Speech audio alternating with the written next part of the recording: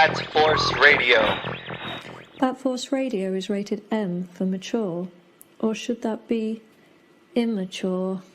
Hey guys, Dustin Wynn. Hey, this is Scott Snyder. This is Paul Dini. And you're listening to Bat Force Radio. And you're listening to Bat Force Radio. You're listening to Bat Force Radio. This is Kevin Conroy, the voice of Batman, and you're listening to Bat Force Radio, so stay tuned.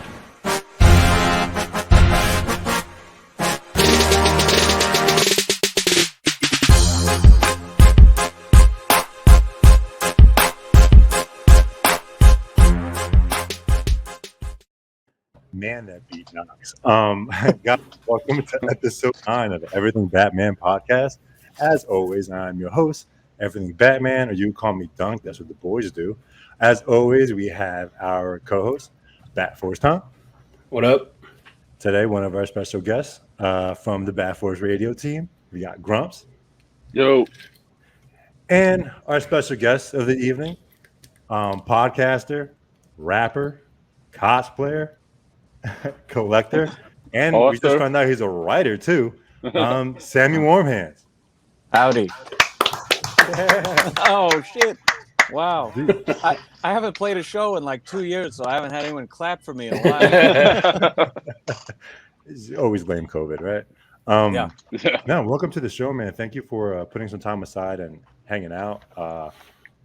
Let's just jump into it. Oh, I forgot to add movie reviewer. Yeah, that too. Right. You could lump that into podcaster. I think it's. Yeah. Hell yeah. So from the gate, you have quite the background that we're looking at there with a bunch of collectibles and stuff. So, yeah. What who's your favorite superhero? Fuck, that's such a hard question. Man. Like, if only both of us had podcasts named after it. Something in common. Nah, so pretty much so what got you into Batman? Like what's the story behind that? Were like you thrown into it? Is it something that was like, A or B, red pill, black pill? And you just, what's your story behind Batman being your favorite superhero? Yeah, I mean, I am sure that because I do have early memories of seeing Adam West. And so I'm sure that was around first. But my first memory that I have was when 89 came out on home video. My stepdad rented it. We watched it on VHS, and it scared the shit out of me. I remember the first scene with the fucking, the cape and the muggers on the rooftop. And that just was so crazy. I'd never seen anything like it before. And again, at that age, I mean, you barely even seen movies. I probably went and saw Snow White and The Land Before Time, and then what is this? And so, yeah, man, it blew my mind. And I started getting all the figures I still got. There you go. The old school Toy Biz shit from back then. I had the Superman and a bunch of them from that I still got around. And yeah, I just watched the fuck out of that movie over and over again. Again, there were parts that just scared me, like when Nicholson joy buzzers the guy, and Antoine got a little hot under the collar, but I just couldn't turn away. They're just so fascinating. And then, when Returns came out, I got that on VHS, and when they announced that the animated series was coming, I was there for the premiere. This came out before, right before it aired. Wow. And so, I mean, I watched that from the very beginning every day after school. And, it's just been a love, I think as a kid, it was just so, it's just so thrilling to watch. And it's also kind of thought provoking. You got these little mysteries to unravel. And as an adult, for me, it's really just about the duality of the character, and the psychology that kind of keeps me around. But yeah, that's you my started with the origin story. The live action and the animated, and then into the comic books later on. Yeah, around when the animated series was doing its thing in the first year is when I started buying some comics on occasion, and I had they're in my bookshelf. I didn't think to grab them, but I had some issues from Nightfall that was out at that time. Okay. And so like again, like I think it's so interesting when you have introductions at unusual points in history. Like I got into a lot of bands not in like the early 90s on their breakthrough record, but on the second one that's a little more rebellious, a little more nasty, and so that happened to me a lot. And the same thing with comics. Like, think about it, if the first Batman shit I'm reading is Asbats, then it's probably no surprise that 35-year-old me is defending the Batman Who Kills when we're reviewing shit on the podcast.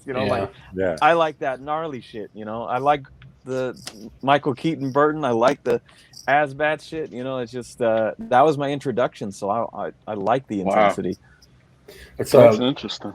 Very much mirrors my intro, because I got started with the 89 movie in the theater. That's like one of my first memories, because I was about to turn 3. I was 2 in like 11 months, and that's my first memory. I remember being in the theater and you seeing remember that? Yep. And I tell my dad, the oldest memory I have is walking into the Cinerama Dome in Hollywood with my mom and my dad. And I remember being so little that like I'm holding like my dad's hand and I'm at his like thigh, and we walk into this massive theater, and there's this illuminated bat symbol on the curtains. And then I don't remember sitting and watching the movie all the way through. I'm sure, just like you, I was fucking scared. Yeah. But I remember the bat signal illuminated on the screen, and I'll never forget that. I tell my dad that story, and he's like, I can't believe you remember that. And then we'll get to the pictures, but your birthday looks like maybe it's like your 4th birthday. Yeah. It's like, dude, I have those exact pictures of my 3rd birthday. And that's great. That's like, I got a cape and cowl and everything. So, but yeah, it's interesting you say that, because I think for our generation, we grew up with Batman killing. We grew up with, like, that's not a big deal because that's our first iteration of the character that we ever knew. So when it happens every so often in some other weird situation, like, it's like, dude, chill the fuck out. Yeah, I mean, it's gonna happen. Like, I mean, think about the variety between Burton and Bruce Timm and what we were seeing in Nightfall. Yeah. Like, if those 3 things simultaneously, plus I'm watching the 66 Adam West. Yeah. So like, I'm not married to one version of this shit. Like, give me it all. Like, I want to get every take. That's why I personally love this character, because there's so many different versions of it, and every artist and writer have done their version of it, and it could be so much different than each other, but they're all great. And like, think about comics. Like, think about a comic aside from like X-Men.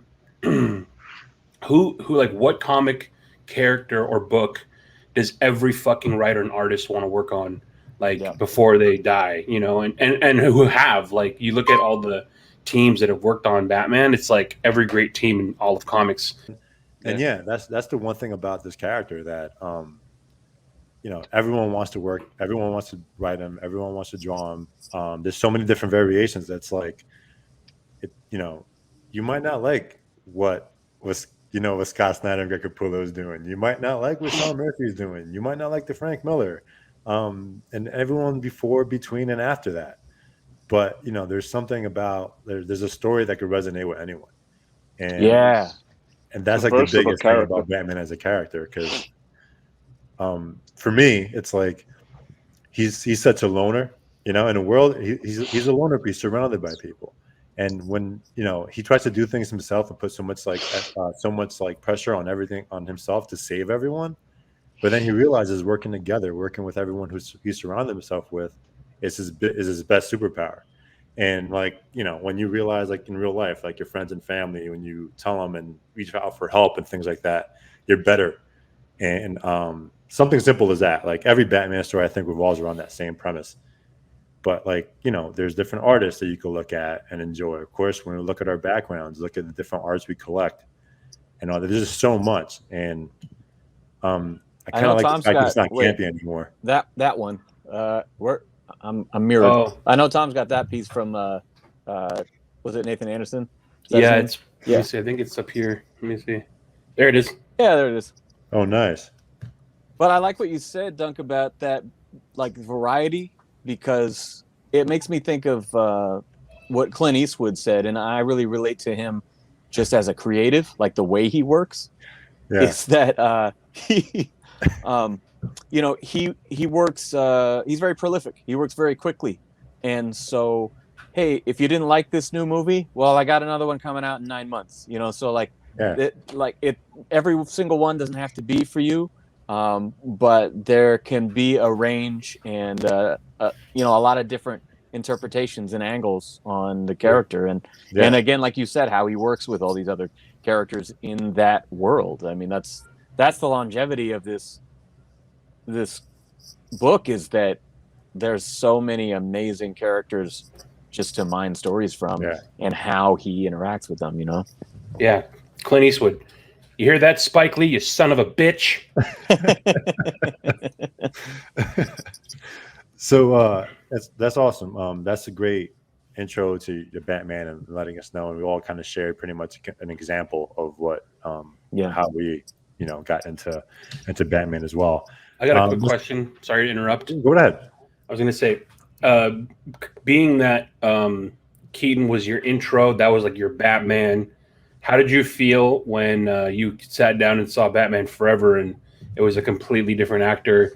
Were you like, what the fuck is this? Or were you like, yeah, this movie's kind of cool? It was such I've never had a real affinity for that movie. I think I'm the type of person who really wants to like a thing. I really want to like a thing. When the Justice League theatrical came out, I went and saw it 3 times opening weekend. You know why? To try to like it. Everyone on the internet was like, fuck DC, fuck this shit. Like Marvel's where it's at, Avengers where it's at, fuck these guys. And I was like, you know what? I want to support this. I want to support these guys because guess what? There's no other version that I can go see of all these characters on screen. Oh, man. And I love the actors. And however I feel about what happened to this movie and what came out, what version came out, rather, there are a lot of other people who worked on this movie, not just Whedon and these executives. I want to support that. And so with Forever, I did see it. I did have a couple of the figures. I had like the Tommy Lee Jones figure, and I actually bought the novelization because I thought it was more enjoyable to read without how stupid it looked. And so I still have that, actually. But yeah, Schumacher is a sore subject on our show because I fucking hate that era, and my co-host Evan is a big fan of it. So we should have him on the show. We should have both of them on. I think me and Tom are the only guys that love that movie. We'll review it all together. We have to even it out with the good and the bad. Yeah, I think not to get into too much into it, but I think it's similar. Like, it's like when you're a kid, I'm fucking stupid as a kid. Like, it's Batman. It's not Michael Keaton, but it was still Batman. And I'm a sucker for like Nicole Kidman being overly sexual and at that age. Yeah, and so I mean, you didn't have to do much with me for that movie. So like Forever's one where I bought the soundtrack, but I didn't buy the movie. You know what I'm saying? Like a lot of people. Offspring's on it. I'll listen to that, but like, no, I'm not gonna. I didn't have that on VHS. You didn't buy it for Seal? No, I bought it on DVD like a couple years ago when we went to review it. So I really hadn't seen it in like 20 years. I remember the Seal video is at the end of the VHS. Yeah. Really? They pushed that to sell VHSs, which is hilarious. Oh, man. To get the music video in there too. So, well, my other co-host Ben Polanski says that like that music video is all you need to watch. That it's like a highlight reel with the best part of the movie. It's true. And then you don't have to watch the movie. He's like Seal music video is where it's at. Just watch that. So when did you first play the Arkham games? That's a great question. Last month. No shit. You never played them before last month? Wow. The last console I ever bought was when PlayStation 1 came out. Oh damn! So I really didn't stick with that. I I was an NES kid. I had an Atari, and so like once all the games got fucking like crazy multiple joysticks and all that, it was like, nope. fucking I play guitar now. I don't care about this. So yeah, different type of dexterity.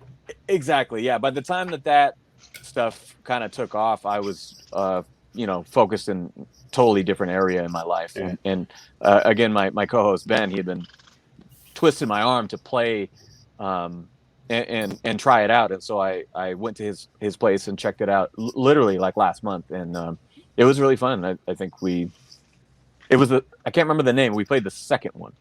Arkham that's City. the best one. Yeah, and Arkham it City. opened with, he had like some kind of expansion, so like the first thing was all Catwoman, and then we went into it. But yeah, it was really Arkham City. cool. Nice. Yeah, man. It's, if you're a fan of the animated series, it's basically the first two games, Arkham Asylum and Arkham City. It's like playing a video game version of the show, because Paul Dini wrote the story for the first two. So it's like, I was like that. I was like you. Like, I didn't really play video games like that, but then I didn't realize that Paul Dini wrote the story. And once I heard that, Conroy and Hamill. And, I didn't know any of that. Like, I didn't have, like, it was probably already out for like a year, and then I saw like a Game of the Year YouTube like highlight reel. I'm like, wait, what the fuck? This is the fucking anime series. Didn't Sorkin do the first one as well? For Harley? Yeah. I'm not sure. Maybe. Yeah, but just like the show, she just did one and done. Yeah. If she did. I mean, that was the thing where because I don't play, I actually at one point had watched these like 2-hour movie length edits on YouTube of all the story beats. So I mean, I had checked it out on some level, but yeah, doing it is wild. It's like I had to do the same, start the same level over like 15 times because I'm just not used to doing that shit. Like I was the kid you'd murk at GoldenEye because I never played that kind of thing. So yeah, at the very least, it's cool to check it out on YouTube, because that's like it's like an animated series expansion pack where it's just like 2-hour-long movies of what it would be like today if it was continuing on. Yeah, I haven't seen that. I got to check that out. The YouTube videos. Yeah, I just had a great time playing them. It's like, it's kind of like Samuel, you said before. It's like, wait a minute, Batman's involved in this. Oh, this is going to be great. And whether it's a movie, a cartoon, or whatever, the video game at first, I'm like, wait, how do I play this? And then I was just like, oh, this is just dope. Just keep on. Kind of a dream. People get these combos in. Yeah. And get the story moving. I'm just mashing buttons like a motherfucker.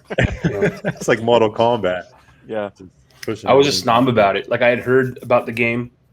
Oh, this Batman game, blah, blah, blah. I'm like, it's probably going to fucking suck. I don't want to play it. Like, it's going to make me it's going to make me mad because it sucks. Well, because you played the SNES Batman game. Batman Forever.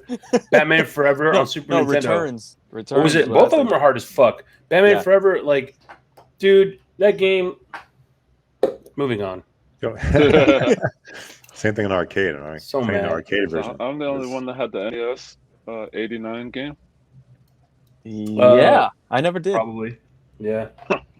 Yo, I had the Tiger. I had the Tiger handhelds. Yes. Oh, okay. Yes. Uh-huh. Played those a lot. The good old days. Now the games are too complex, but you're playing the movie. Yep. Yeah, exactly. So segueing off that, like, again, more Batman stuff, awesomeness. You also have a podcast, the Bat Fan Addict, correct? Yeah. So how's that? Like, what made you start that? How did you pick your crew to help you co-host and such? And how's that going so far? Oh, it's been so much fun. It was really the only regular like social contact I had during 2020, because you can't go anywhere, you can't see anyone, and so we would do these on FaceTime, and it was just a joy to get to talk about stuff we love, instead of anytime you even do talk to somebody, it's how fucked up the world is and whatever. So I mean, it was just so much fun. And the reason it started, I have the Take 92 podcast. I started this in 2015. Shameless plug. Yeah, I got a sticker. You want a sticker? But so I started the Take 92 podcast in 2015, and that was because I'm a musician. I have been my whole life. That's kind of been my life's work, and so I wanted to. I think the same year I put out my first book, and just getting more interested in also the behind the scenes stuff, and so I started interviewing all my friends through music, and over time that has grown into this awesome thing where I get to interview like my heroes and people I've listened to since high school, and kind of like what Tom's doing now with his spinoff here. It's just super fun, and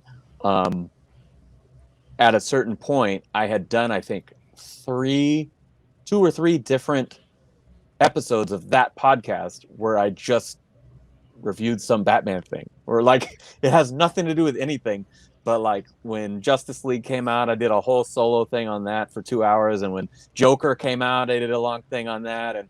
And when I will look at the photo later, but the idea came when I went to meet Michael Keaton, and there was a panel he did. He did an interview in front of the audience for us, and I recorded it on my phone. And I was like, man, this would be cool. Like, no one has this because there's no recording allowed. They kept saying no photos, no video. I'm like, oh, you didn't say no audio. And so I did it. And I was like, man, I can't just put this out on my other podcast. Like, people are going to unsubscribe from my shit if I keep posting shit that's off topic. And so I was sitting there in the airport waiting for my flight. I ran into actually Justin from Epic Film Guys. And I was randomly? Because we met at the Keaton signing, and so we happened to be at cool. gates like right next to each other at the airport. Okay. Just ran into each other again, and so when I saw him, I was putting together a list of, man, if I did a spin-off podcast, what do I have enough content, right? And so I'm writing down like every movie I can think of, every comic I can think of, and I'm like, shit, dude, I could easily do like 1 year full season of this. I'm like, and who would I get? And so I immediately thought of 2 of my longtime friends and bandmates. Evan, who is like my best friend, and we've done a million tours together, and he's done even a lot of artwork for stuff that we've done. He was an obvious one because he's an artist. We both love comics. And even though we have kind of different backgrounds on that, he loves Batman too.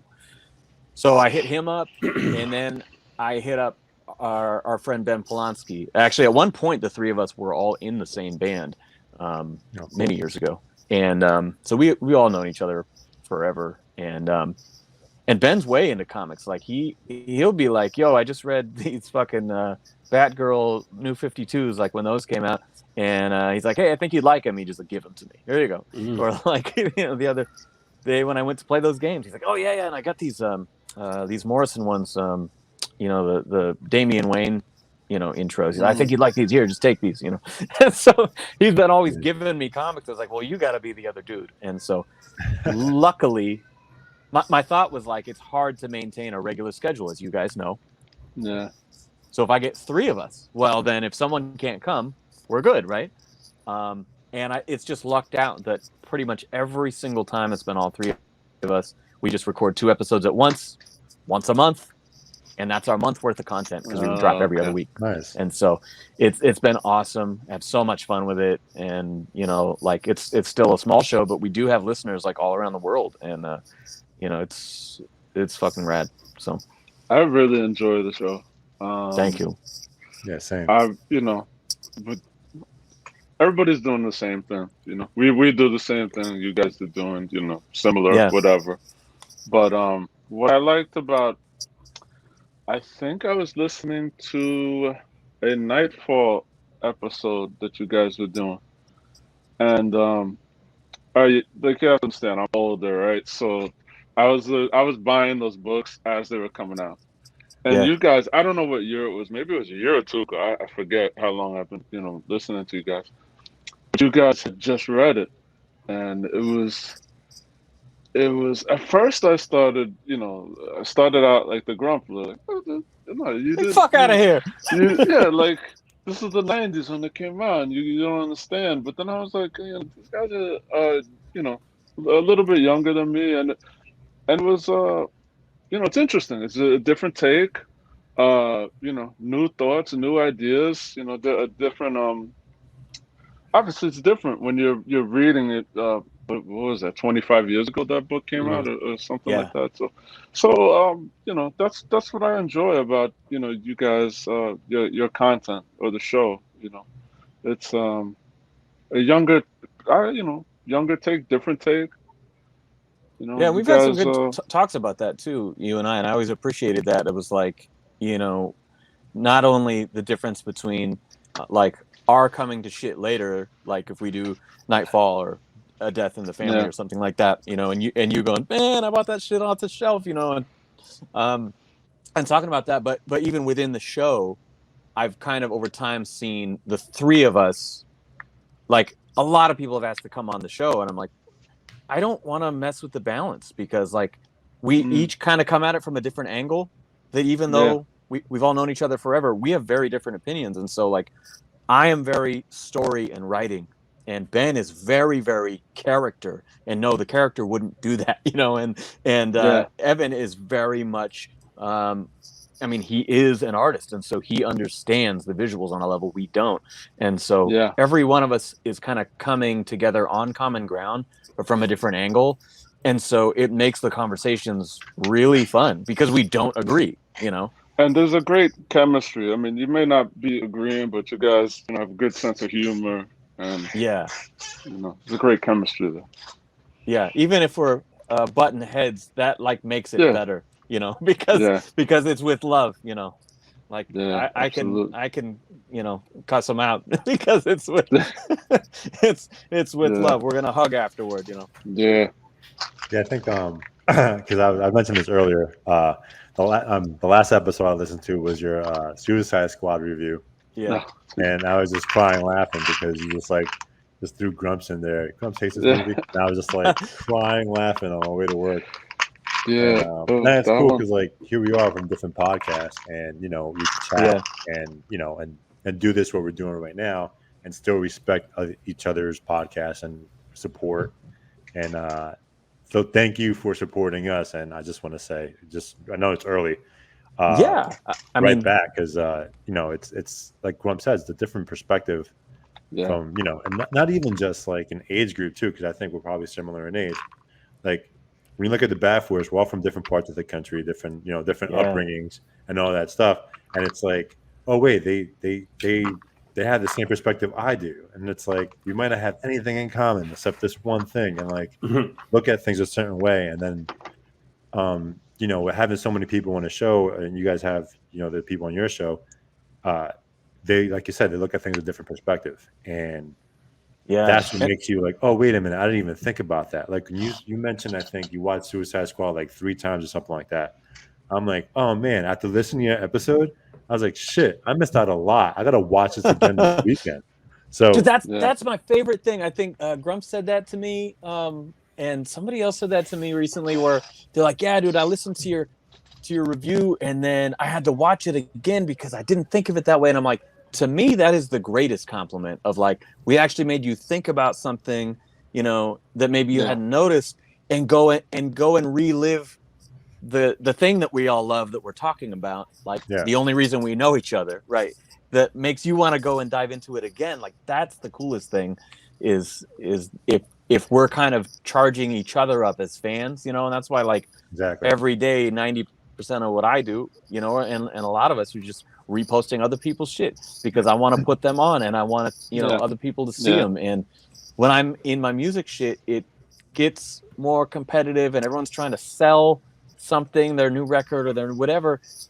And this stuff is just pure fandom. It's really, really fun because there's kind of no stakes, and we're all in a common goal. And I listened to you guys before we started the show, but it wasn't until we were making it that I was like, oh shit, I hope that we don't step on any toes here. Like, okay, well, how are we doing it differently? Oh yeah, they do this, and okay, well, we're doing this, and kind of like we're carving out our own thing. And frankly, I kind of took a lot of our model from what was Batman on Batman at the time, what Kevin Smith doing, because I would go and watch a movie premiere, and then I would wait till the next day when he would drop his review with Mark Bernardin, and they would go through the whole fucking plot of the movie, and I'm at work watching it in my head, listening to them talk about it, and then I'll go see it again and notice all the things that they talked about, right? And so I sort of took it more of that direction a little bit, and he kind of phased out doing Batman shit anyway, so it worked out. But yeah, I tried to kind of find our own version of the different things I liked, and I really like, just to shout them out, but Clay McCormick and Sean Murphy's podcast about the animated series is Batman the Animated Series podcast. The Bat I haven't Fan listened to that. Yeah, I gotta get on that. No shade, that is my favorite podcast of any kind. I mean, it's just like they go through every episode in series order. How could you not? How could you not love and it? They dissect the shit out of it. Yeah, and they have their background with art. Like they're telling you shit about like art and art history and the specific artists that are obviously influencing it. And I'm like, I had no fucking clue. Like, I don't know any of that shit, but because those guys are literal students of the craft, like they know so much more about such a simple little like reference or background. Like I remember they talked about a background one time for like 30 fucking minutes. they do tangents pretty good. Yeah, that's true. Yeah, but it's interesting because it's like you said, man, it's like you don't get that anywhere else. That's why I love, like, I know it's kind of random, but like insider guys doing podcasts about the stuff that they work in. Like, even if you're not a fan of it, to be honest with you, man, like wrestling podcasts are fucking so interesting because of that exact reason. Because even if you're a fan of wrestling or not, it's the circus. They're a traveling circus. Yeah. And the stories that they have of being in the circus, but they're like famous circus people where they meet other famous people and they meet people on the road who like know they're famous. So they have the fucking craziest stories of interactions that they have with fans or with other like celebrities and the stuff that they do. And it's interesting because it's like these guys you will never hear a perspective like this from anybody because it's from them and they were there and they go through it. And it's like, that's why, like, I don't know if you guys follow basketball too much, but Kevin Garnett was supposed to, or Paul Pierce and Kevin Garnett have been talking about doing a podcast or a show where they just go and fucking travel. And it's like, it sounds like Anthony Bourdain, but it's Paul Pierce and Kevin Garnett. And it's like, dude, that would be fucking amazing. Like the two of them, so entertaining, especially Paul Pierce and the strippers. Unfiltered, just like going, yeah, dude. And but that's the thing is like, man, we're living in an amazing time where like podcasts have opened up that ability for us to be treated with like all this behind the scenes shit with stuff from the people that actually made it or who are like in the industry doing it. So, and if you listen to that show, it really is unfiltered. Like Sean is always like, man, that's probably gonna get me fired or something. Yep. Like, he just speaks fucking freely. Let me tell you. My favorite segment on that, when they talk about like, you know, what would you like to draw? Yeah, from each episode. Yeah. So then one day they did what you don't want to draw. And that I was like, wait, that's even better. So I went on Twitter when Sean was still on Twitter, and I was like, you guys have to keep that segment. And then like the show after that, he was like, someone said on Twitter that we got to keep this segment. I'm like, yes. It was like the funniest thing. He was like, I think it was a casino scene.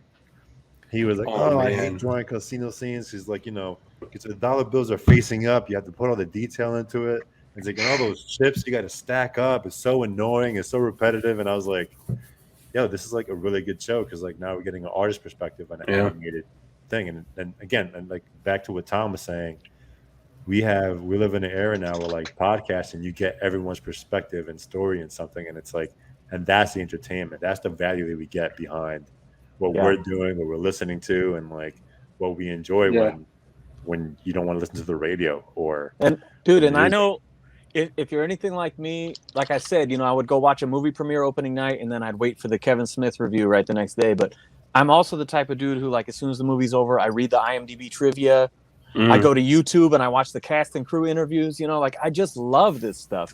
And being part of this fan community, especially like on Instagram, is just like so much love for this Batman shit, this DC shit that I mean, I am on there way too much and neglecting the things that I actually need to promote in my music. Like I'm just always on the other one. Even my wife will message me on my Bat Fan Addict Instagram account because I'll respond to it faster. Get off. Awesome. That's awesome, man. My thing is basically like I would be doing this shit anyway. Like all the social media shit, I was doing it anyway. And you think to yourself, oh, I must be the only fucking weirdo in the universe. And then social media came along. I was like, no, I'm not. We're all fucking weirdos. Yeah. Awesome. That's how we started, is that we were just one big group chat on social media talking about like the stuff that we were watching, the stuff that we were collecting. And then one day we were like, dude, let's do a Skype call. So we called each other on Skype and just talked for like a whole afternoon. And about 3 or 4 times after that, we were like, we should record this. Like, this is fucking funny. And that's kind of how the podcast got started. And then we fired all those guys. And then we got Dunk and Grumps, and they're the new generation. So let me ask you, though. So was the first show just you guys arguing about Shake Shack versus In-N-Out? Dude, you're throwing it back hard. I've been listening for a while. I told you. Yeah, the first couple episodes, I think we always had like a food. I don't know why, because every conversation, like whenever we were talking like this, it would always somehow delve into food, and so we were like, oh, let's just make sure we save that segment. So we argue about food. Yeah. And so somehow we were always talking about fucking, because we got mainly it's because of the Trunkler, because we got the Trunkler from Chicago. And then we got like 4 guys from New York. So they were always talking shit to each other about food. So then we just kind of gradually went into like Chicago deep dish, Chicago hot dogs versus, all the other stuff. And well, fuck. I mean, if you want thin cardboard that's all greasy and it's, if it's like a little sliver, sure, go New York. But if you want a meal, you're gonna want to go down to Uno's Pizza. Illuminati's. Yeah, I was gonna Illuminati's. So might as well ask you the 2 basic questions, right? New York or Chicago pizza? Well, I've only been to Chicago once, and I have a deep love for New York in general, but always with the thin crust, the rollover fold, like that's the shit. Yeah. It's on the go, man. And then have you been to Shake Shack? No, I've walked by it a bunch of times, but like anytime I'm out there, it's so brief. It's like we kind of got. I got my list of shit of comedy clubs and stuff I'm trying to hit while I'm in town, so I never hit one up. I'm actually going to say, anyone listening, leave it in the comments what kind of pizza and what burgers you're going about. I just want to continue this battle. So moving forward, you also mentioned like music has always been a part of your life. Yeah, and I feel like in a way, like, music is part of everyone's life in a way, because like it's a motivator. It's like when you're feeling a certain way, you turn a certain tune on. Certain moments in your life, you're thinking about a beat or a song that was playing. We listen to these soundtracks, watch these movies. Music's such a huge part of people's life. But you actually, you're a rapper. Yeah. And my question is, so being in music and being a rapper, like what influenced you to do that and get there? And then what brought your style of rapping and the beats that you choose? Because we'll go on that. So just answer those first. For sure. I think that like me and Grumps connect on hip hop because I tend to like more old school stuff, and like I could talk to Tom about like Metallica and Mastodon and shit like that, because I also have those influences. I mean, I started my first band proper in '98. I was doing like talent shows and stuff even really early in like '95. But so I've been playing punk rock all my life. And my first band was I think lasted about 9 years before we broke up. And at that time, so it would have been right around like 06, I started the band that I'm in now, Dead Fucking Serious. And it's like hardcore punk. And it was just like not happening at that time. And we did not get the love that we get now back then. And so it's like band breaks up, new band's not working. I tried like a kind of acoustic solo album. That didn't work. Nobody liked that shit. and I was just fucking mad. I hated everything. And so I started rapping almost like the first Beastie Boys shit, where it's like kind of a parody. And I was just saying, like, just shock humor, the most ridiculously offensive things I could think of, because fuck everything. That's just where I was in my early 20s. I was really unhappy. And what happened was people would come to my shows and they'd get these free CDs of my rap stuff, right? At the punk shows. And then they'd come back and quote the lines to me, and they'd be, oh, that fucking bar where you flipped the NWA thing and you said this and whatever. I'm like, why do you like this? This is bad music. You know?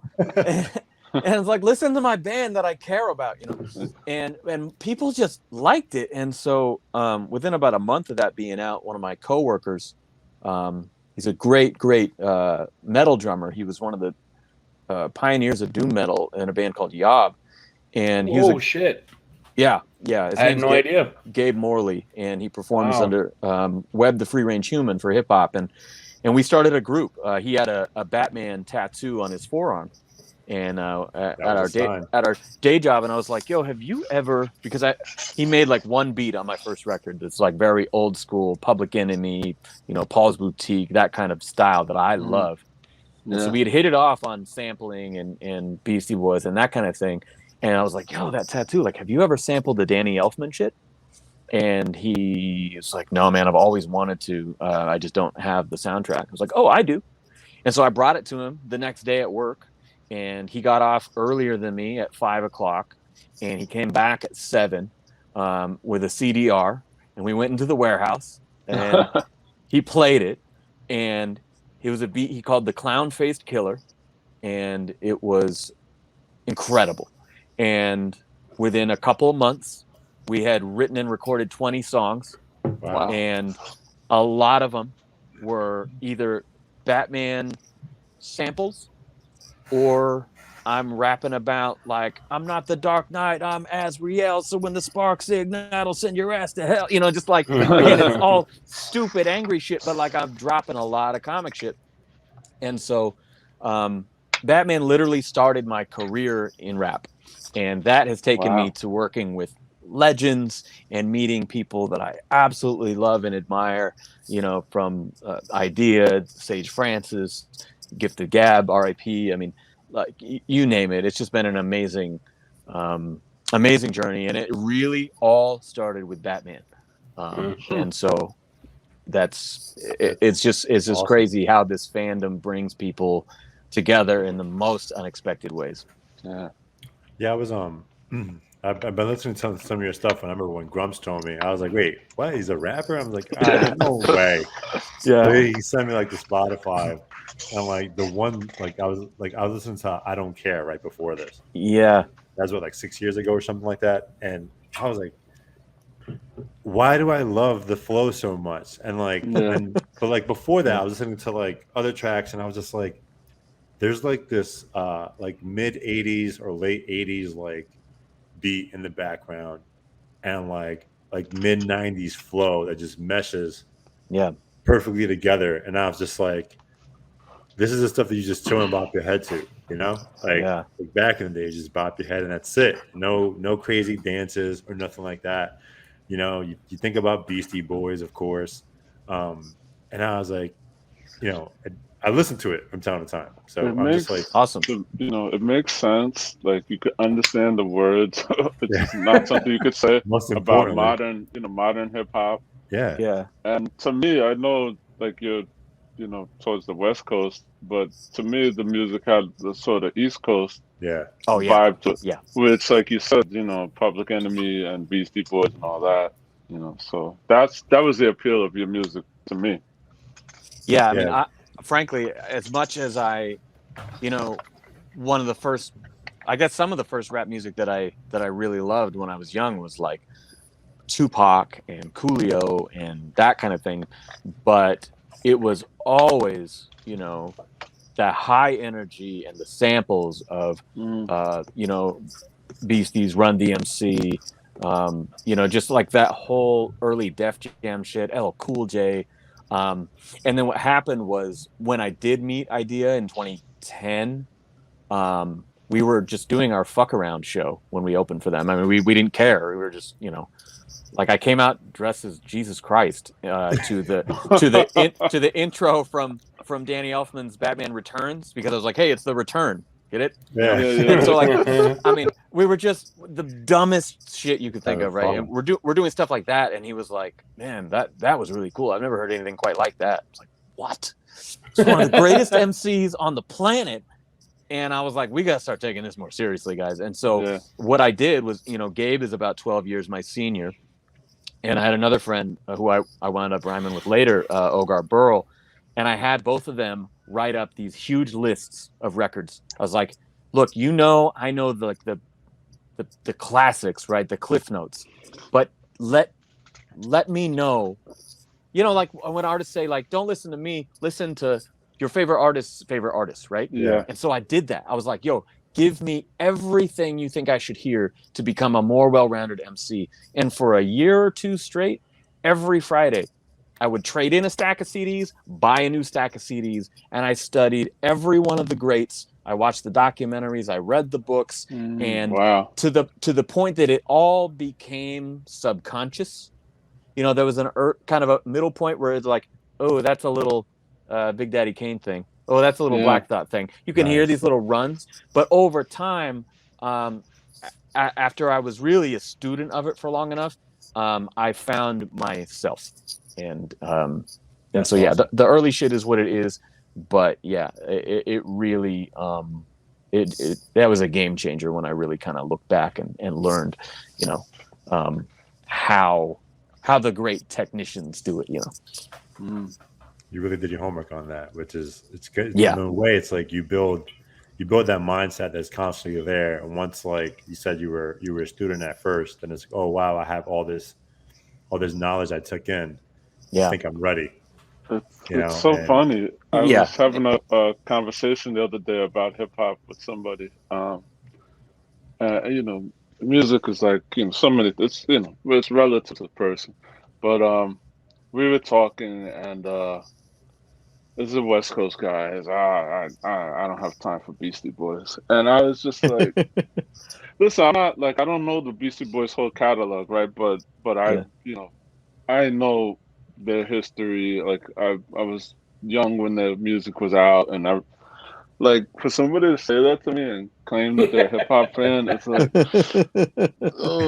I was like, I can't talk to you about music then. The thing that I tell people if they ever talk shit on the Beastie Boys is I'm like, well, I mean, if you like rap music being popular, they were the first #1 rap record in the world. First one. Yeah. So, I mean, you can not like their style. And there were a lot of, like people hate me for saying it, but like a lot of those old records, some of them I just didn't like, Like, I'm sorry, if you never heard Slick Rick before and you only hear him now, it's a little corny, It's a little cheesy, right? And yet I listened to it a lot because I wanted to know why, Yeah. So, it was levels to it to where it is now. Yeah, and you don't have to like it to respect it. It's like, I mean, it's like I'm not fucking buying all the old Bill Finger issues, but I wanted to learn about him and know why it was important. So, you said you were a student of it, so that's what awesome. I always, Jack of all what I always trades. loved about the Beastie Boys was all three of them had a weirdly distinct voice and flow. Like you can always tell they were so different from each other. You can always tell which one was which, and the way like they their cadence, the way they interwove, the way that like they sounded, and the fact that they fucking sound the exact same live. Like and better. I mean, when we started the group, that's when I brought Evan in, and I was like, dude, I need a second MC. I can't just be up here fucking, ranting about my dick and Batman comics, for like this is not gonna work, And so I had him come in just to kind of hype it. And once we started writing together on the second record, like the Batman Returns stuff I was talking about, we did a lot of that. I was like, look, this is like, listen to the Root Down EP with the live shit. And we recorded our second record in this room with a PA system playing the beats and handheld mics because I wanted the live energy and the mic passing, you know. And so again, it's a bad record, but it was fun and experimental and educational, and it was in reverence for those people who came before us, you know. And so like what I learned most about, if we're going to talk about specifically Beastie Boys, is that they were like my first favorite band. And it was because you would hear like a funny rap song, and then you would hear a hardcore punk song, and then you would hear like a jazz fusion meditation, and then you would hear some socially conscious shit. And to me, it's just somebody telling you, just do what you want to do, man. Just be you. It's okay, you know. And those type of things are eye-opening as a very young person, you know. That's awesome, man. Don't stop doing that because we enjoy it. Good, man. Yeah, I'm glad to hear it. Let's get into some of the pictures you sent us.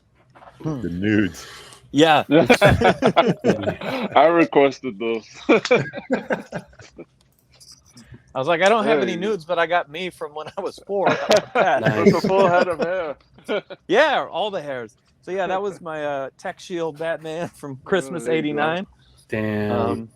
And I had another one from my birthday a couple months earlier, where it was the ones that I showed you here in this Batmobile. But yeah, the old days, man. We had to wear those sweaters. Yeah, there you go. That was a couple months earlier. Yeah, I was like, man, I would love this cake now. You know, like I got a birthday coming up, man. Hook it up, dude. This is the one I was talking about. I have a picture that's almost identical. Even the quality of the camera, the colors are the exact. Me too. I think it was my 4th birthday as well, and it's like cool. Let's do a mashup. That bright that bright yellow warmth. Like that's the 90s camera. This one is fucking fantastic. Wow. Yeah. So was that the con? Was it 2019? Yeah, that was, I think, maybe the last one I went to. If you want to hear the full story of it, you can listen to episode 0 of our show, the Bat Fan Addict podcast, because I not only recorded him, but I kind of told the whole story of what happened. But essentially, as I began expanding my collection and kind of autograph hunting, when I would go to cons, you know, I bought a Christian Bale and I had found a Tim Burton, and I would always ask, like, hey, you got any Michael Keaton? And everyone's like, good fucking luck, buddy. And so I was actually on I think it was our 20th anniversary vacation with my wife in Hawaii, and they announced it while I was sitting there in the airport, and I was like, oh my God, I just kind of turned to her and I was like, I have to do this right now. So I just bought it. I bought the full VIP to go meet him and, you know, get the autograph and the picture and all that. And it was a wild weekend. I met Justin from Epic Film Guys. I met Brandon from he's Heavy Metal Batman. You know, I met Bayside Batman. You know, a lot of people I interact with online, you know. Again, it's just kind of a great kind of blend of fans from all over the place. I feel like that's around the time I started chatting with you. Probably so, yeah. Because I mean, that was right when I decided to start the podcast. So I mean, I think you and I were talking before I did that, when I was just like a toy page. Gotcha. Actually, this week is going to be the 3-year anniversary of when I started the Bat Fan Addict page. So a lot of anniversaries this week. Yeah. Yes. Nice. I was trying to make it to this con, and I couldn't. What was I doing? Well, this time period 3 years ago, a lot. But I went on a business trip, and they left me right. They put me in this hotel in Austin, and I look across the street, and I see the name of the theater or this place, and I'm like, are you fucking kidding me? The con was this last weekend. I just got here Monday, and everyone in the hotel was like, oh, you're a Batman fan? Oh, you should have been here on Saturday. And I was like, what the fuck? And I called my boss, and I was like, dude, You couldn't do me a favor. I couldn't fly out here Friday. Like I would have done this in a heartbeat, but it was my fault. I wasn't paying attention. I was just really busy minded. But that's awesome. Yeah, that's the main autograph. Oh, wow. You can't really see Keaton's signature too well on that one, but the upper left, that's what I got that day. Wow. The bottom left is Tim standing on the Batmobile. Oh, wow. That Bale is the first one I got. I think that was at Rose City Comic Con for the 2018 or 19.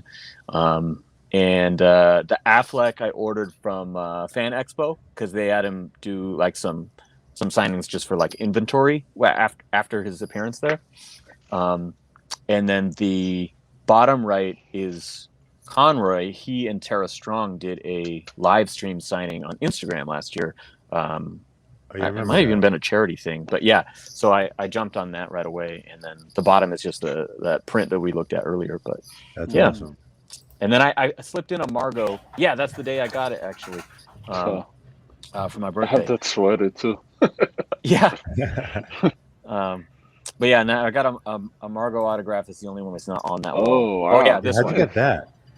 She just did a signing very recently. It was Twin Cities Comics, I think is the name, in Minneapolis, St. Paul, and it was a mail-in. And like whenever I see something like that advertised, I'm instantly skeptical if it's real, and so I'll look to see like who follows this page, you know. And CGC followed them. I was like, okay. Yeah. And they sold out of this like in a day, and I just messaged them. And they're like, "Yo, we'll open one up for you." Oh, like, nice. They said, "I'm putting one in inventory right now. Buy it before somebody else does." And so I did it. So awesome. Yeah. Yeah, that's the. I just put those up yesterday. So those are all except for the top middle one, which is a Joey Lee Cabral print. They're all my original pieces.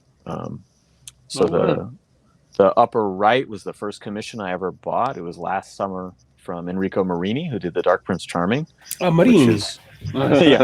That's pretty much my favorite book. And I had just been like obsessing with his artwork because, you know, he'll kind of post a ton of whatever he's working on at the time. Like lately, it's been a lot of his noir stuff, but he was just posting new Batman pieces every single day, or 2 or 3 a day. And I was like, God, I gotta get my hands on one of these. So, you know, I had saved all this money to really hit cons hard in 2020, you know, and all my tickets got canceled. So I was like, shit, I'll just start ordering some stuff.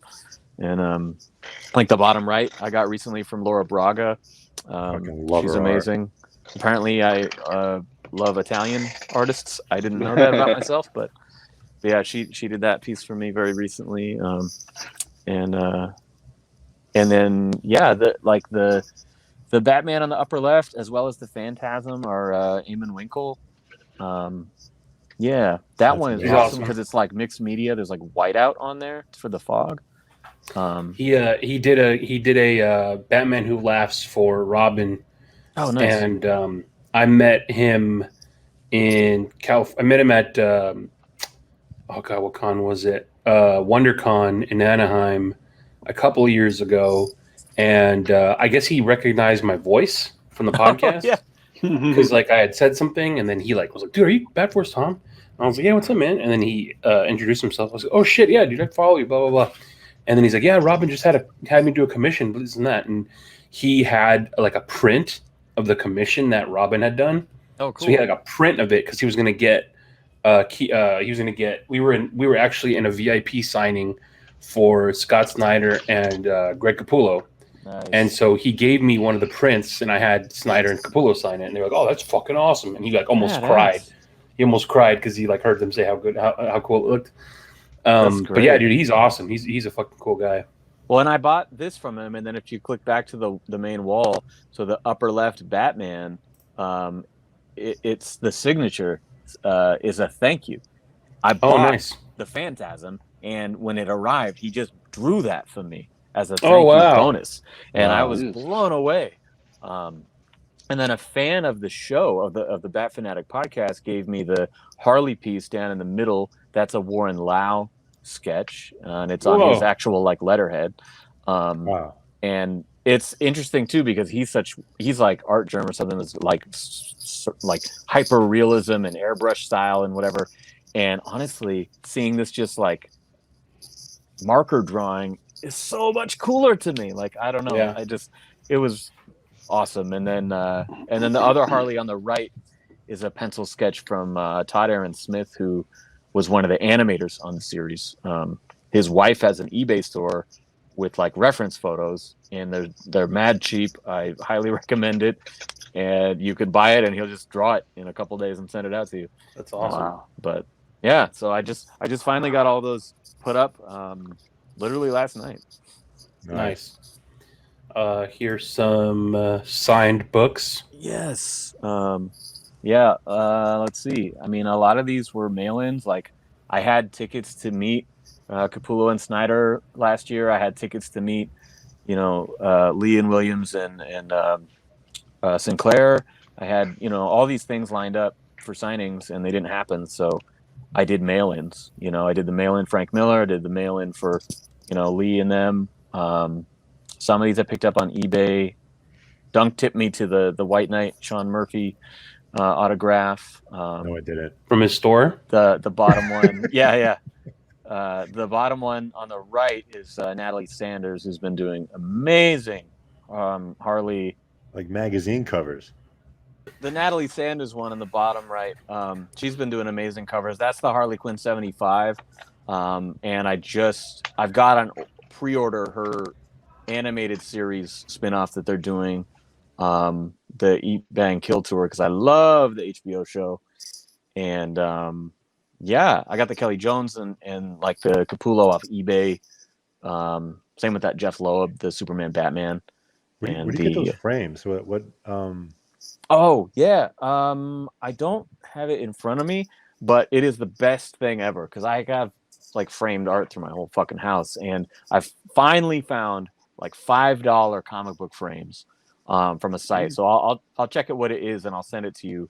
Yeah, those are amazing. But yeah, it's an amazing deal. I buy like half a dozen at a time and just stack them up. Like right now, some of those original pieces, the littler ones, I've got in there, even though I think they're 6x8s. And so once my other like Natalie Sanders ones come in, and I have a Three Jokers one coming as well. It's actually in transit. I've waited almost a year and a half for that. It's the Batman variant cover, and it's Fabok and Johns and Brad Anderson. So yeah, I'm gonna have to reclaim some of these frames off the wall and make it all fit. But that's the fun part, is just running out of space, and yeah. I bought a bunch more cabinets, Diesel cabinets. That was the first thing on my to-do list after my vaccination. I was like, I'm driving to Portland, going to IKEA. And I didn't realize that I had the perfect number of Hot Toys to fill a whole wall. I didn't know that. I just bought 3 for one side of the room, 3 for the other side, and I was going to kind of spread my collection between them. And then I kind of just, oh my God, I think there might be exactly enough. And so it's amazing until my next pre-orders show up. But I would say most of those were acquired over the past like year, at most 2. I think the next one, to answer your question, would be the Golden Armor Wonder Woman. Who was at the bottom? Bottom right. Black Mask. Black Mask. Oh, okay. Yeah, yeah. That's I mean, some of them are third party, like that one and the Joaquin Joker. Customs. Yeah, or like the Bane and the Scarecrow. Those are both Daft Toys. But for the most part, they're Hot Toys. But for me, like, I don't care. I'm not trying to resell them. I just want something that looks badass. Yeah. Yeah, as long as you're happy with them. Yeah. And like, I just like the larger ones. I collected the NECA 1/4 ones for a long time, and I could never afford the Hot Toys. But again, once all my plans went out the window last year, it's like, well, shit, I got some of this money saved. Let's do it. All right. And I look at it and I can't believe it that it's in my house. Like I stare at it, And it's like I used to look at these other people's Instagram pages with all their hot toys, and I'd be like, someday. And you know, this is my house, man. It's You right made across it, the man. room. I love it. That's an impressive collection. Thank you. Like I'm literally proud of this, and all it cost me was money. But I think it's so cool that this is in my house. Yeah. And then give this a shout out. We were talking about it the whole time. Oh yeah. So Take 92 podcast for your punk rock and rap interviews, and then Bat Fan Addict, which I have a history of like wordplay song titles and shit, and sometimes it doesn't work out if I make it actually the name of a thing. Because when I was coming up with my screen name, I was like Bat Fan Addict. Oh, Fan Addict. Yeah, that's cool. I come from a family of addicts, you know, Okay. and I have OCD, so I know a thing or two about obsession. And I was like, yeah, that's cool. But then, like, once it became a show and we have to say it out loud, then people are like, well, it's Fan Addict, though. I'm like, yeah, but it's fanatic. Yeah. So, it was not a great move, but I love it. The Bat Fan Addict podcast, the Dark Knight rap. Yes. I said the Dark Knight of rap on the first track of our first record, so I kept that on the show. But yeah, that was Ben and I were the first one to get our shots, and so this was the first episode we recorded partially in person again. And there's Evan on the tiny little screen, and I actually just recorded his band in here the other day. So we'll be doing our first all live in person episode this weekend. Nice. Damn. And what happened here, man? I knew you guys would collective nightmare. Feel that one. Yeah. That shelf, man, just came out on you. Yeah, I was watching TV and I heard the loudest fucking sound, and it was one of those where like you walk out and you look, and you just turn around and walk away. Like, no, that Not today, Satan. Yeah. Fuck this. I'll take care of this shit later. But yeah, it was just this fucking like I've had this Goodwill bookshelf forever, and I've really become fond of hardcovers. And the more and more that I put on it, it had these little plastic, shelf holder things, and they just fucking snapped. And so they weren't about that life. Yeah, and so I actually drilled in metal ones when I put it back together. It's like that is not happening again. Luckily, there was only a couple, like really only like maybe 3 dings in the whole thing. I was very lucky. Good. We've all been there. Cool, man. Damn, dude. Yeah. That's awesome, man. Thanks for sharing so much, man. Oh wait. Oh yeah. Yeah. That's just one of the rap tours from I think 2017. Spitting hot fire, son. That's how intense it gets. Your hair just stands up. Yeah. So as soon as he hits the stage, that's what happens. That's my normal life that most people know me from. It's funny now because it's like I'll be talking to people regularly on the Bat Fan Addict stuff, and something will come up about music, and they'll be like, "Wait, you're a musician?" It's like, wow, this is weird. Dude, you got a lot of hats. You're a man. musician, a fucking author. Yeah, I guess. I don't know. The Mad Hatter of podcasting.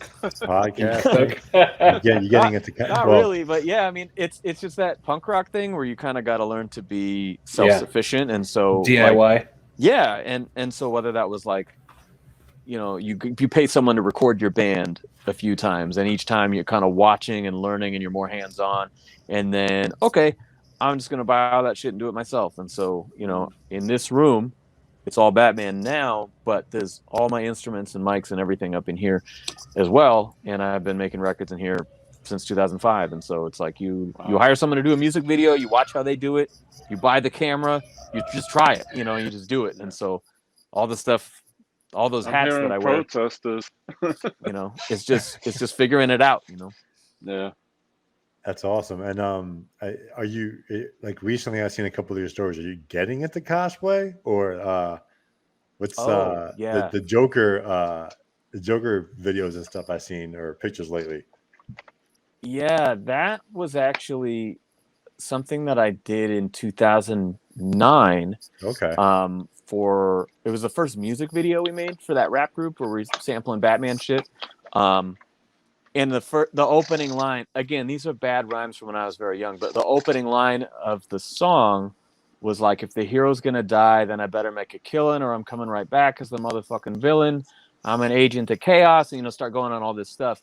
And so I was like, let's do a music video where I'm the Joker, and I've got Evan duct taped to a chair, and I've got a gun to his head, and so like I do the first verse, and we chopped it in with other things, but like I'm rapping as the Joker, and I've got the gun to his head, and I'm kind of taunting him. And then I rip off the duct tape, and he raps his verse from his chair tied up. And so That's when so when I started going to cons, I would see all these awesome cosplayers. I'm like, man, I still got all that shit in the closet. Like, I'm bald now, but I'm known for having big green hair anyway. And so yeah, I just I tried it out, and I did it, I think, at the Eugene convention in like 2018. Cool. And it was kind of fun. And a friend of mine asked me to like send him a clip of it the other day, and so I was like just fucking around in here at like 6 in the morning filming myself, and that's where that came from. I used a little like prosthetic stuff to kind of make the gummy scars, and I think I did the whole thing in like an hour. It's like, it's not something I'm very like serious about, but one day I've been talking to Reeves. One day I'm gonna have a Keaton suit from Reeves, and somebody who can do the body, of course.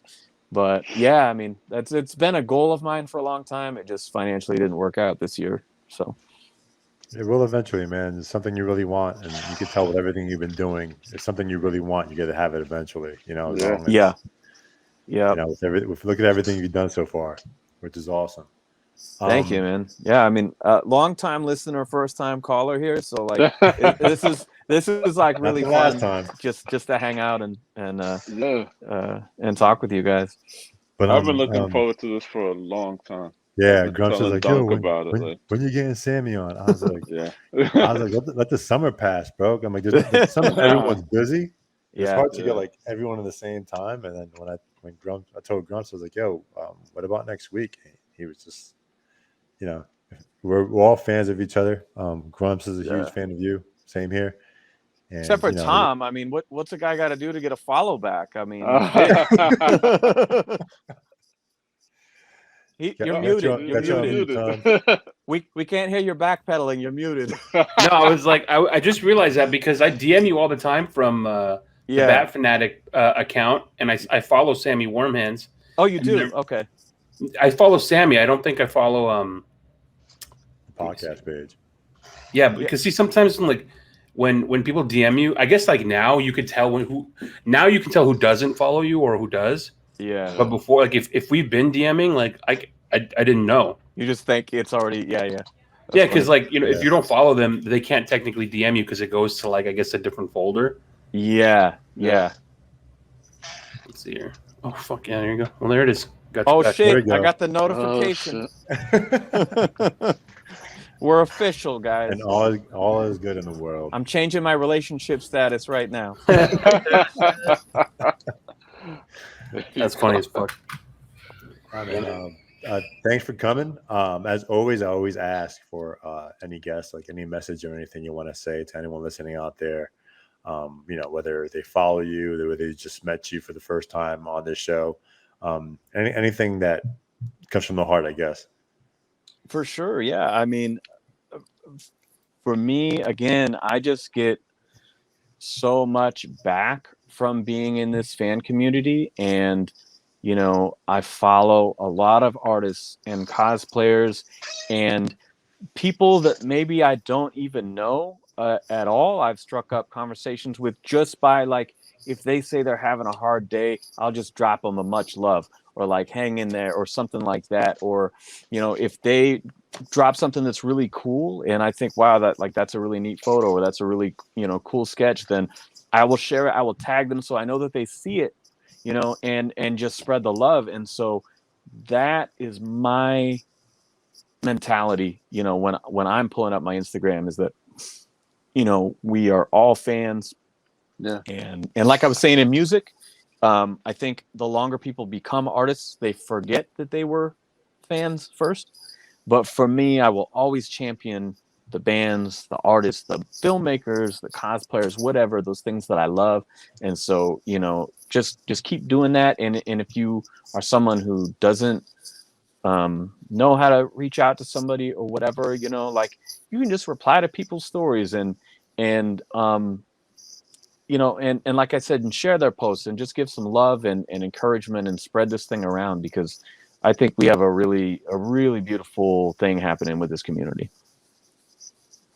And subscribe to the Bat Fan Addict podcast. Do it.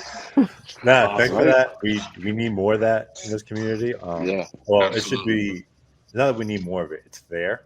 We just need to spotlight it a little more than the negativity, because the positivity actually definitely outweighs the negative, but we focus more on the negative. So continue doing that. Those make the headlines, you know. The bickering is what makes the clickbait YouTube videos that get 100,000 views and shit. It's like, no, I'm not even clicking on that video to support it, because they're saying, like, you know, 10 reasons that so and so is trash. I'm like, nope. I'm not giving you the ad revenue by clicking on that. I'm only here to, you know, to share the stuff. And you can be critical, you can. But if you do it from a place of respect and of love, then you know, that's the difference, you know. That's awesome, man. Before we head out, Grumps, any final words? Oh yeah, you know, Sammy, I consider you a friend. Thank you for coming on. This is really awesome. Your creativity is inspiring, and, you know, just continue to keep creating. Thank you so much, man. Yeah, it's a pleasure to finally actually verbally interact with you. Like, we're always texting or messaging or whatever. And so with all of you, man, it's great. And Tom, you got anything before I close out? No Zoom. It's like, fuck this guy, I'm over it. I was trying to think of something clever to say, but man, it's just nothing's coming to me right now. No, just yeah, man, it's fun. Like, you know, we talk about music all the time. It's funny how, like, you're not a fan of any one genre. You're like just a fan of music in general, because like your taste covers such a broad spectrum. So that's pretty rare to have somebody that is actually like into everything, and so it's kind of cool to hear and see. So yeah.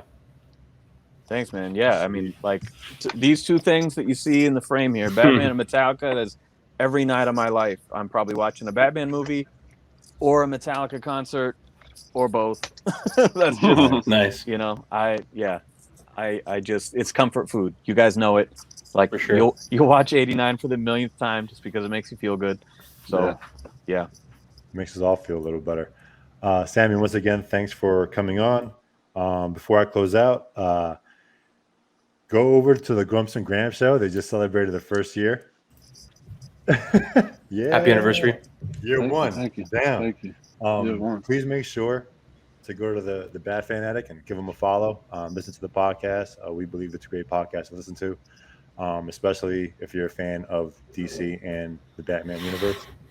The next two things, there we got some Catwoman. The next two things, we're in the month of September. Just a very sincere message out there, because, you know, we've all have friends or family going through something. It is Suicide Awareness Month. You make sure you reach out to people, make sure they're okay. If you're not okay, make sure you reach out. You never know who could be there to help you. You know, I myself, I've lost friends from suicide. I'm pretty sure a lot of us know or aware of someone who we lost that way. It's important to reach out. You might not know the person, like Sammy said, send over a DM. Someone might not know you. They could probably help you.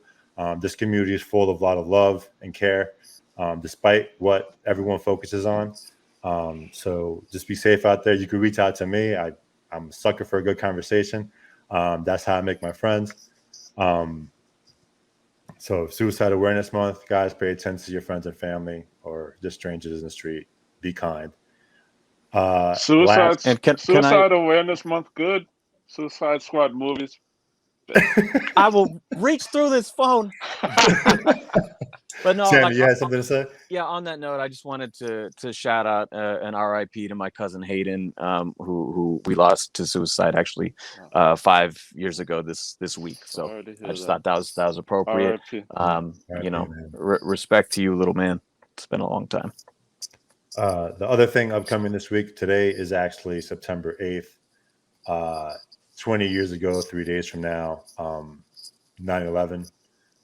It was a time period that changed so much for a lot of us that were around. It's really hard to talk about, but I just want to keep it short. Just don't forget that we're in an amazing country. There's a lot of separation, a lot of crazy things going on. We're arguing for stupid things and not political or anything. One day we united this country and we all looked at each other as Americans and we cared for fellow man.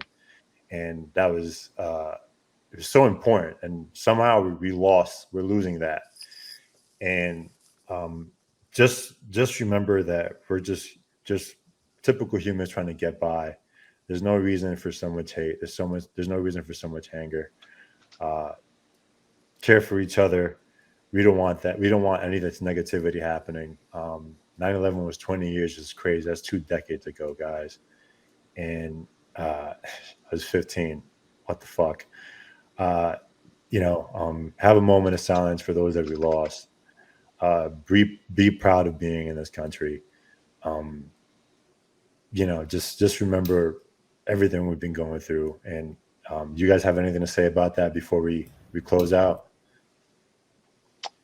RIP to everyone who lost their lives that day. Yeah.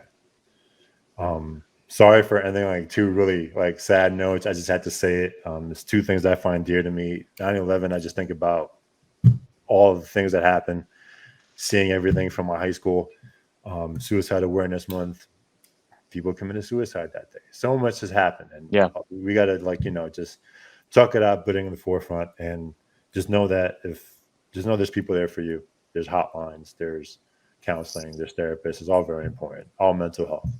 Yeah, and hey, full disclosure, like I just for the first time in my life, I went into therapy this year. I did it for the last 6 months until I lost my insurance. And I highly recommend it, and I'm actually trying to go back into it and see what other ways I can pursue it without my previous job helping me out with it. So awesome. I don't find any shame in talking about that stuff, and I think that for me, I really thought it was like, man, I know a lot of people who have done this. I felt like I should take my car into the shop. Like this is overdue, right? Like you don't have to be in crisis to reach out and start doing some work. And for me, really, all I was doing was I wrote a long list of things that I thought maybe there's something to these. I don't know. And we talked about things, and I just gained self-awareness. I gained a diagnosis. I gained perspective, and again, it doesn't have to be some dire, crazy situation. You can just find tools to use in your life, and it's there. Go for it. Absolutely. Yeah, I had therapy today, so I've been doing it for 7 years. So I highly recommend it. Dunk, that I recommended to you, a while ago. So we all go through things, and there's no problem seeking help. There's no absolutely. There's no problem with reaching out to someone. There's nothing wrong with that. It's I'd rather hear from you than about you. I'm actually go ahead, Tom. Yeah, I'm actually a therapist by trade. That's like my job. So the way I tell people is like it's funny that you use the car analogy, because that's what I use. It's like when you get a car, you don't just drive the car and then you don't get an oil change. You have to get an oil change, because shit builds up and it fucking ruins you on the inside.